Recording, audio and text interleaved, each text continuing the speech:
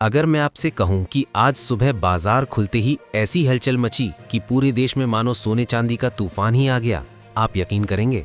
लोग अपने मोबाइल पर न्यूज़ अपडेट चेक कर रहे थे, दुकानों के बाहर लाइनें लग गईं और सोशल मीडिया पर सोना सस्ता हुआ, चांदी में गिरावट, आज का गोल्ड प्राइस जैसे शब्द ट्रेंड करने लगे। कारण सिर्फ एक, सोने और चांदी की कीमतों में अचानक जबरदस्त गिरावट। पिछले कुछ महीनों से लोग इंतजार कर रहे थे कि सोना कब सस्ता होगा ताकि वे अपने सपनों के गहने बनवा सकें। शादियां करीब थीं, त्योहार आने वाले थे और हर कोई यही चाहता था कि कीमतें थोड़ा नीचे आएं। लेकिन बाजार उनकी उम्मीदों के बिल्कुल उल्टा चल रहा था। कभी 500 बढ़ जाता, कभी 1000 बढ़ जाता। लोग असमंजस में थे कि खरीदें या रुक जाएं।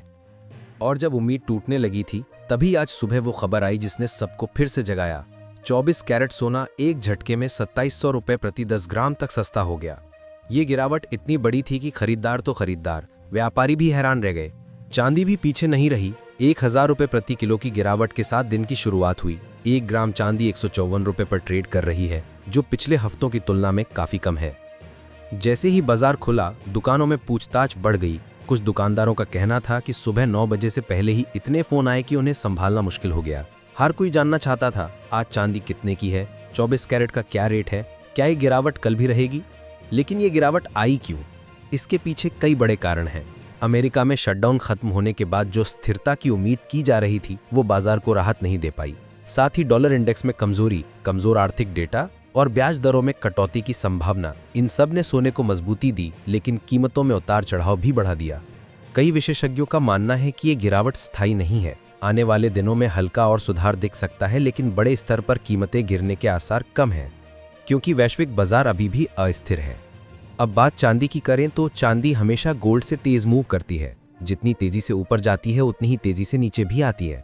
पिछली रिपोर्ट्स में साफ कहा गया है कि अगर चांदी $50 के ऊपर स्थिर हो गई, तो आने वाले समय में कई दशकों का सबसे बड़ा तेजी का दौर शुरू कर सकती है। यानी जो लोग चांदी में निवेश करने का सोच रहे हैं, उनके लिए आने वाला समय बहुत महत्वपूर्ण हो सकता है। अब बात करते हैं भारतीय सराफा बाजार के ताज़ा रेट्स की।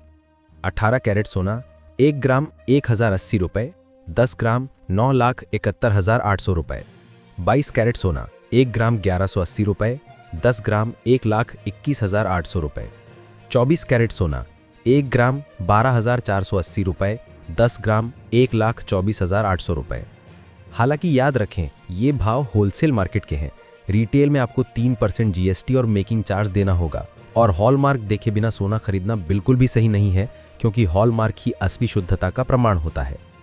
आज सुबह से ही सोशल मीडिया पर लोग अपनी राय दे रहे हैं। कुछ लोगों का कहना है कि सोना और सस्ता होना चाहिए, क्योंकि आज मध्यम वर्गीय और गरीब परिवार सोना खरीदने में असमर्थ हो गए हैं।